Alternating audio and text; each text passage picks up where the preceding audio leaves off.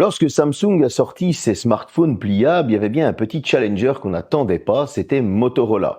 Et oui, Motorola a beaucoup d'ambition de revenir sur le marché des smartphones, ils sont vraiment bien revenus, ils ont d'autres ambitions de monter au classement.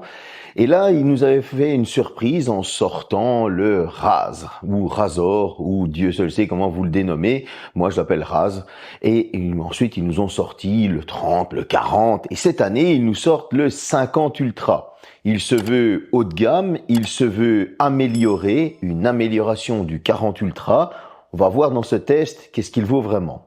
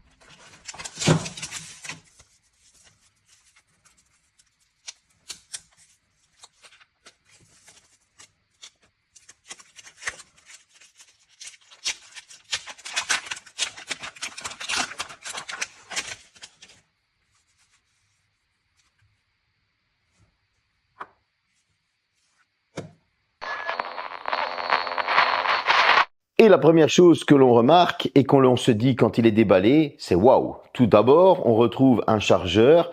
Profitez-en parce qu'au mois de décembre, c'est terminé et pour toutes les marques, comme je vous l'ai dit dans un short, c'est une loi de la Commission européenne. Mais on va retrouver aussi, une coque. Et cette coque, elle est assez spéciale parce qu'en plus de ça, vous pouvez la mettre autour du cou. Ouais, c'est un tour de cou. C'est autre chose, j'ai envie de dire. C'est assez sympa. En tout cas, pour revenir au téléphone. Tout d'abord, parlons de la charnière. Nous sommes sur un plat total lorsqu'il est plié. Cette charnière a été revue et encore corrigée et elle a une très bonne résistance. On sent vraiment qu'on a une très bonne qualité. Ensuite, au dos, on va retrouver du cuir vegan. Bon, c'est du plastique, mais pourquoi? Parce qu'il faut respecter la nature et honnêtement, ce cuir vegan, il fait vraiment très très très quali. Au milieu de ce cuir vegan, on va retrouver le M de Motorola et en dessous écrit en gaufré, tout simplement le Raz. Bon, encore une fois, vous choisissez comment vous voulez l'appeler. De l'autre côté, on a un écran de 4 pouces. Et ouais, il a encore été agrandi par rapport au 40 Ultra. Il a pris 0,4 pouces, donc on est quasi sur du bord à bord avec des capteurs photo qui sont parfaitement intégrés à cet écran. C'est pas pour nous déplaire. Sur le dessus, on retrouvera, lorsqu'il est déplié, un micro, le même en dessous, avec de l'USB type C et un premier haut-parleur, le second étant sur la tranche du haut. Sur le côté droit, on retrouvera les boutons d'extinction d'image qui fait office de lecteur d'empreinte, avec les boutons du volume. Sur le côté gauche, un tiroir de carte SIM. Bien évidemment, on va parler du tour général, de qu'est-ce qu'il accepte en carte SIM, etc. Venez pas me dire, oui, s'il n'y a pas de carte d'extension de mémoire, vous le savez très bien, c'est réservé de plus en plus à l'entrée de gamme. Donc, si vous voulez vraiment étendre votre mémoire, vous n'avez qu'à vous contenter d'un entrée de gamme. Les hauts de gamme, c'est comme ça maintenant, il faudra vous y habituer. En tout cas, on a un smartphone avec des qualités de finition qui sont irréprochables. Motorola a encore amélioré sa copie de ce côté-là, et c'est pas pour nous déplaire. Et qu'est-ce qu'il nous offre? Tout d'abord, on a du Gorilla Glass Victus pour l'écran intérieur et extérieur. Victus 2, précisément. On va avoir du Wi-Fi 7. Et oui, on a la dernière technologie de Wi-Fi sur ce smartphone. On va avoir du Bluetooth 5.4 LE avec tous les aptX, etc. qu'il y a, le lossless, etc. Bref, vous l'avez compris, il est hyper complet au niveau des connexions. Ce n'est pas tout au niveau de la protection, et là c'est super intéressant. On a de l'IP68 ou IPX8, il a les deux. Pourquoi? Parce qu'il va pouvoir être immergé, et oui, c'est assez rare pour un smartphone pliant de pouvoir être immergé jusqu'à 1,50 m pendant 30 minutes et résister à l'eau et à la poussière des deux côtés, même au niveau de la charnière. Franchement, ça c'est un petit travail tip top que j'apprécie particulièrement. J'ai l'impression d'être Pierre Bellemare dans la boutique du téléachat. Ensuite, on va continuer avec un tiroir SIM. C'est un double nano SIM. Vous allez pouvoir mettre deux SIM et il est aussi compatible eSIM. Tout ceci, eh bien, il y aura avec de l'Android 14 avec intelligence artificielle, parce que Motorola a mis une mini surcouche et là, il est accompagné de Moto AI. Bon, je vous le dis déjà, l'intelligence artificielle, c'est tout simplement celle de Google. Ne vous cassez pas la tête, c'est la même que chez Samsung, etc. Chacun y fait sa petite popote comme avec Android, tout simplement. Maintenant, au niveau des doubles haut-parleurs, eh bien, j'ai trouvé que le son était vraiment très bon. C'est assez rare que pour un pliable, on ait un son qui soit aussi bon. Ici, on a vraiment quelque chose qui ne sature pas. Vous allez pouvoir regarder vos films, vos séries, être immergé totalement, et même dans vos jeux vidéo. J'ai trouvé que pour un pliable, franchement, le son était très bon. Parlons des écrans. Tout d'abord, la fiche technique du grand, ensuite du petit. À l'intérieur, on retrouve du 6,9 pouces en POLED avec un taux de rafraîchissement de 165 Hz. Il est LTPO, donc il va descendre de 1 et monter jusqu'à 165 Hz pour vous faire économiser de la batterie. Il est HDR10+, il a du Dolby Vision et il a 3000 nits de luminosité. En résolution, on est sur du Full HD+, précisément du 2672 par 1080 avec 417 pixels par pouce, j'allais me tromper. Donc ça vous donne la meilleure, on va dire, densité de pixels pour ce genre d'écran. Au niveau de l'écran extérieur, on est sur du 4 pouces. On a gagné 0,4 pouces par rapport à l'ancienne version, le H40 Ultra. Ici, on retrouve quoi? Eh bien, toujours un écran POLED avec un taux de rafraîchissement de 165 Hz, toujours LTPO qui descend de 1 Hz et qui monte jusqu'à 165 Hz, toujours de l'HDR10+, toujours du Dolby Vision. Ouais, là, Motorola nous a gâtés. Et au niveau de la luminosité, bon, malheureusement, on n'est pas à 3000 nits, mais on est quand même à 2400 nits, ce qui, je trouve, est franchement excellent. Au niveau de la résolution, on est toujours sur du Full HD+. Cette fois-ci, on est sur du 1272 par 1080 et on a une densité de pixels qui est de 412 pixels par pouce. On en a 5 de moins par rapport au grand écran. Qu'est-ce que j'ai pensé tout d'abord de l'écran intérieur? Eh bien, c'est juste du pur régal. On a une luminosité qui est juste tip top. On a des couleurs qui sont tip top. On a une fluidité qui est tip top. Je n'ai ressenti aucune saccade, aucun ralentissement, aucun bug. L'écran intérieur est juste un pur régal. D'autant plus que, comme je vous le disais, la pliure, eh ben, elle se fait vite oublier. Pourquoi? Ben, parce qu'elle est quasi inexistante. Et ça, c'est un gros point de ce téléphone. Justement, c'est ce qu'on aime et c'est ce qu'on voulait surtout sur les smartphones pliables. Regardez des films, des séries, etc. Il n'y aura aucun problème. Il y a juste un petit truc, mais c'est au niveau de l'appareil photo, on en parlera un petit peu plus tard. Il va falloir s'adapter et penser à faire certaines choses parce que sinon vous allez prendre les photos d'un autre format. Et oui, ça je vous en parlerai dans la partie photo. En tout cas pour l'écran extérieur, eh bien lui, il a été parfaitement adapté et c'est ça que j'ai aimé. Pourquoi adapté? Ben, vous n'avez même pas besoin de le déplier en fait, tout simplement. Il est tout aussi fluide que l'écran intérieur. Vous allez pouvoir regarder vos films et vos séries sur l'écran extérieur. Vous allez pouvoir surfer sur cet écran extérieur. Vous allez pouvoir taper vos messages. Bref, vous l'avez compris, il est totalement personnalisable. Oui, vous allez pouvoir mettre vos fonds d'écran, etc.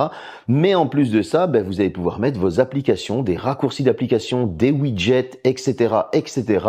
Bref, il est totalement conçu pour être utilisé sans même être déplié. Et ça, c'est un gros point fort parce que ça nous fait économiser de la batterie. Donc, du côté des écrans, franchement, c'est un 10 sur 10. On va retrouver un Snapdragon 8S Gen 3 accompagné de son Adreno 735, 12 Go de RAM en LPDDR5X et 512 Go de stockage en UFS 4.0. Pour celui ou celle qui va me dire oui, mais c'est pas le meilleur processeur du moment, si, il a été pas conçu pour être plus adapté à l'intelligence artificielle. Donc, si tu en veux dans ton téléphone pour les photos, etc., etc., ce processeur est donc le meilleur processeur du moment. Si tu prends le 8 Gen 3, il sera tout aussi adapté. Ne t'inquiète pas, il aura plus de points et te donnera plus peut-être de performance en jeu, quoique celui-ci t'en donne aussi. Donc, rappelle-toi mes paroles, si tu cherches toujours plus gros, peut-être as-tu quelque chose à compenser. Tout simplement. En tout cas, il va convenir à 90% de la population et j'en veux pour preuve qu'à l'Antutu Bench, il m'a sorti un score de 1 182 810 points.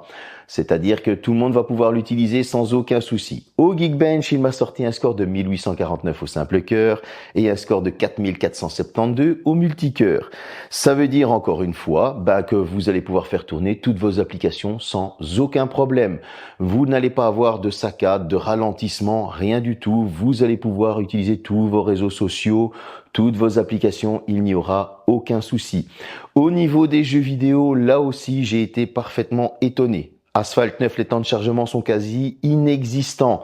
Vous allez en prendre plein la vue, c'est juste du pur bonheur. Au niveau de Genshin Impact, vous allez pouvoir jouer en graphisme élevé avec du 30 fps hyper stable. Si vous descendez un tout petit peu la résolution, vous pourrez monter en 60 fps et ce sera hyper stable aussi. Tout ça pour une température de 58 degrés. Ce qui, je trouve, est franchement très bien géré. Là où ça chauffe un petit peu plus, c'est au niveau de Fortnite. Bon, je tiens à préciser que je jouais en graphisme épique avec du 60 fps, donc tout au maximum, bien évidemment. On a un jeu avec des FPS stables, avec des graphismes super beaux. Vous allez pouvoir vous faire de grosses parties, et quand je dis grosses parties, j'ai joué plus de 1 heure à Fortnite, donc c'est-à-dire plus ou moins 3 parties, parce qu'on ont duré assez longtemps, et j'avais une température qui était de 63 degrés. Alors là, ce que j'ai été étonné, c'est que je m'attendais pas à avoir cette température. Ouais, pourquoi ? Parce que j'avais pas le smartphone qui était chaud dans les mains. J'ai même été surpris qu'il me donne cette température. Je m'attendais à beaucoup moins. Je m'attendais plus à un 55, 56 degrés. Parce que il y avait pas cet effet chaleur et donc je pense que le revêtement y fait pour quelque chose. Bref, vous l'avez compris, on a un smartphone qui est utilisable par tout le monde, qui va pouvoir combler tout le monde. De ce côté, il y a eu quelques petits changements, même s'ils sont parfaitement intégrés. On a supprimé l'ultra grand angle pour laisser place à un téléobjectif, etc. Il y a un grand angle normal, mais c'est pas pour autant qu'il m'a déçu. J'ai même été assez étonné. Bref, nous sommes sur un premier capteur de 50 mégapixels ouverture 1.7 qui est grand angle, dual pixel. Un deuxième capteur 50 mégapixels ouverture 2.0 téléobjectif, zoom optique x2. Et à l'intérieur, on aura une caméra selfie de 32 mégapixels grand angle, ouverture 2.4. Tout ce joli petit monde est capable de filmer jusqu'en 4K 60 fps et vous faire des ralentissements jusqu'à 960 fps. Qui l'utilise, je ne sais pas, mais je préfère le préciser parce que il y en a toujours un qui va venir te dire oui, mais il manque ça, alors qu'il va même pas l'utiliser dans sa vie. Bon, c'est comme ça, que voulez-vous. En tout cas, j'ai été assez étonné de la partie photo parce que là aussi, l'intelligence artificielle fait que ça fait beaucoup d'améliorations et c'est pas pour nous déplaire. Quand c'est des selfies et des portraits de l'intérieur, là aussi, on a de très belles photos avec des teints naturels, pas trop lissés, pas de tronches arrangées, etc. Et moi, j'aime bien quand c'est naturel, donc on va pas critiquer ça. Au niveau de la macro, là, il y en a pas. Il va falloir faire une macro au zoom. J'ai fait un zoom x2 et franchement, ça fait très bien le travail. On a une très bonne photo. Au niveau des photos globalement, là, pour tout ce qui est des zooms, vous allez pouvoir zoomer jusqu'au zoom x30. Et j'ai été assez surpris de voir qu'on avait une très bonne qualité, même jusqu'au zoom x30. On va tout de suite se rendre compte que le zoom x30, il y a l'intelligence artificielle qui travaille derrière. Et ça va vachement améliorer les photos. Mais on a franchement un très bon appareil photo dans ce petit smartphone pliant. Il faut l'avouer, il fait très bien son travail. Pour l'occasion, j'ai été faire une petite visite. C'était une exposition d'avions télécommandés. C'était assez sympa. Donc, au niveau des vidéos, vous les voyez défiler en ce moment. On a de la 1080p 60 qui est parfaitement stabilisée par intelligence artificielle, de même en 4K 30 et de même en 4K 60. Donc, on a franchement de très bonnes vidéos qui sont très bien gérées, avec lesquelles il ne va pas y avoir trop de mouvements, etc. parce que l'intelligence artificielle travaille derrière. Moto AI a fait très bien son boulot. Au niveau des photos en général, eh bien là aussi, on avait une température dehors qui était très bonne, il faisait ensoleillé, et vous allez avoir des photos avec des tons naturels. Petite parenthèse de ce côté-là, je tiens quand même à préciser qu'il faudra aller dans les réglages pour le mettre en 16/9. Pourquoi? Parce que si vous ne le mettez pas en 16/9, lorsque vous lancez la partie photo ou vidéo, il se met automatiquement en 21/9, c'est-à-dire des photos beaucoup plus longues lorsque vous le tenez à l'horizontale. Ça pourrait déranger certaines personnes, je comprends, donc c'est pour ça que je vous donne cette petite astuce au niveau des réglages photos pour les avoir en 16/9 et donc avoir un format, on va dire, normal par rapport à l'habitude. Mais pour ce qui est des photos, pour moi, j'ai été vachement surpris. On a quelque chose qui est très très bon. Vous pouvez zoomer dans les photos, même quand vous les prenez en haute résolution, il n'y a pas de bouillie de pixels, etc. Franchement, de ce côté-là, c'était pour moi une très très belle surprise. J'ai vraiment apprécié cette partie photo. Passons à la suite. Que vaut ce Motorola en utilisation? Bon, pour ce qui est du Wi-Fi, je n'ai rien à dire. Franchement, il capte très bien le Wi-Fi et au niveau des performances, on est d'égal à d'autres smartphones comme l'iPhone 15 Pro Max, etc. Au niveau des réseaux, idem, on est sur de la 5G, vous êtes compatible nano SIM, etc. et eSIM, il n'y a pas de problème.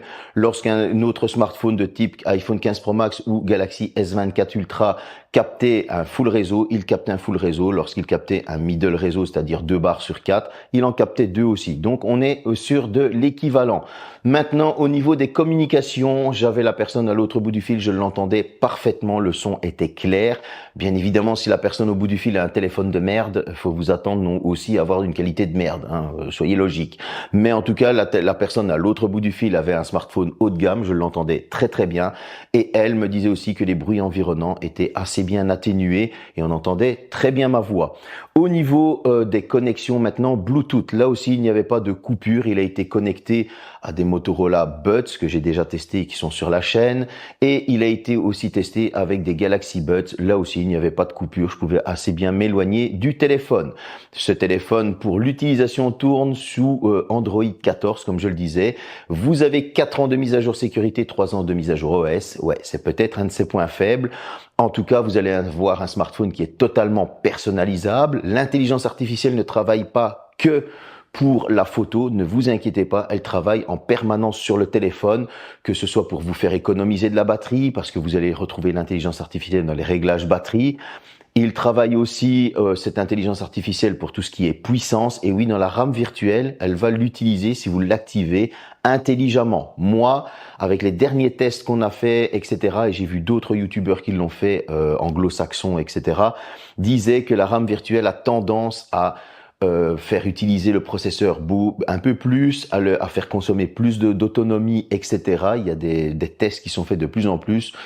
Donc, je pense que cette intelligence artificielle est la bienvenue. En attendant, je préfère quand même la désactiver. Ça, c'est mon petit conseil personnel. Bref, vous l'avez compris, on a un smartphone qui est franchement très bien équipé, qui en utilisation fait très bien le travail. Mais la petite cerise sur le gâteau, si vous l'achetez sur le site de Motorola, et je pense un petit peu partout, eh bien, sachez que vous avez 1 an de Motocare gratuit. Motocare, c'est quoi?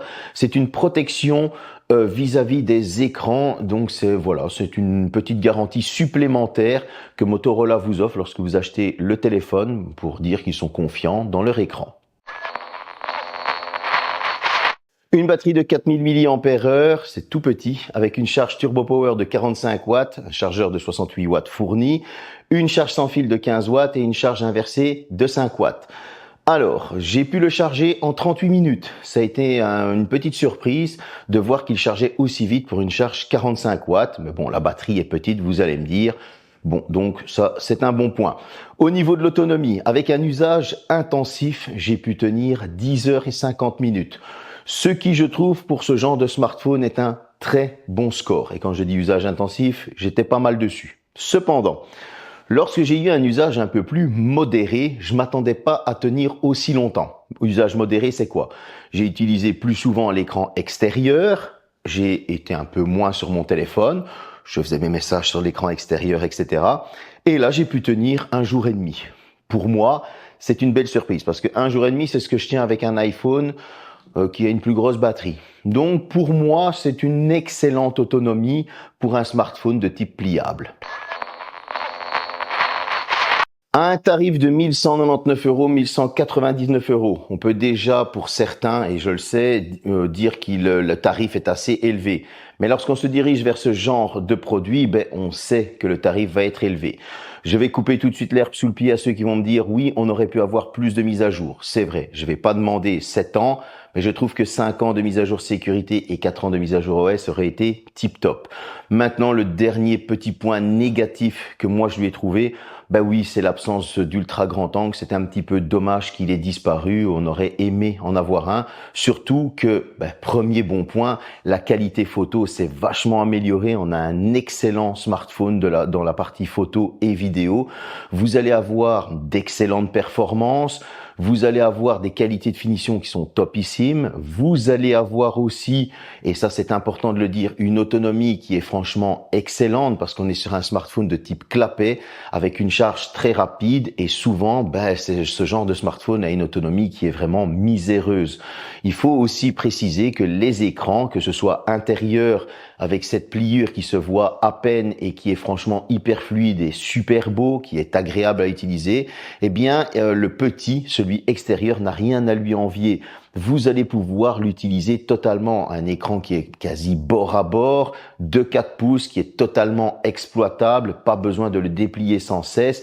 Bref, vous l'avez compris, Motorola a amélioré sa copie par rapport au H40 Ultra et c'est une très belle amélioration qui franchement fait qu'il est un excellent, et même quasi le meilleur challenger face au Galaxy Z Flip. Maintenant, il reste à voir qu'est-ce que les Galaxy Z Flip 6 vont faire face à lui. Mais en tout cas, ce smartphone pliable, franchement, il en jette. On a aussi une charnière, on a tout qui a été amélioré et même cet IP68, comme certains disent. Alors, il y en a qui disent IPX8, il y en a qui disent IP68, mais nous, à la présentation, on nous a dit IP68. Et j'avoue que je vais pas vous mentir, je l'ai passé sous l'eau et il n'y a eu aucun problème. Bref, c'est un excellent smartphone pliable. Enfin, ceux qui veulent un smartphone pliable et qui aiment ce genre de smartphone vont être comblés. Je vous le conseille vraiment. J'espère que cette petite vidéo vous a plu. La suite va s'enchaîner. Les nouveautés ne font qu'arriver. C'est l'été. Je vous souhaite d'excellentes vacances si vous êtes en vacances. Salut.